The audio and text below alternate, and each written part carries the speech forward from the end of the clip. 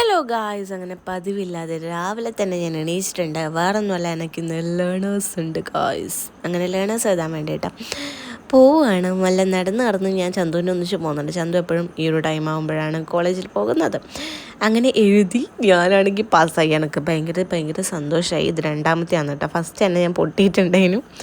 അങ്ങനെ രണ്ടാമത് പാസ്സായി. എൻ്റെ ഭയങ്കര സന്തോഷമായിട്ട് ഇച്ചുവിന് ഞാനൊരു കിൻഡർ ജോയ് അല്ലേ, എൻ്റെ പേരെന്താണെന്നാവോ, ആ സാധനവും മേടിച്ചിട്ട് നേരെ വീട്ടിൽ വന്നു.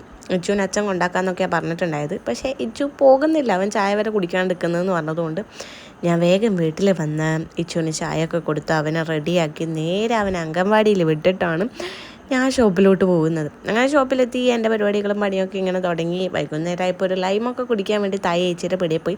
പിന്നെ താഴത്തെ പിടിയത്തെ പെണ്ണ് കുറച്ച് ചാമ്പക്കൊക്കെ തന്നിട്ടുണ്ടായിരുന്നു കേട്ടോ. അതെടുത്ത് ഞാൻ വീട്ടിലേക്ക് രാത്രിയായപ്പോൾ വന്നു. പിള്ളേർ അത് ഇരുന്ന് തിന്നുന്നു. 10 മണിയായപ്പോഴാണ് ഞാൻ ചോറ് നിന്നത്.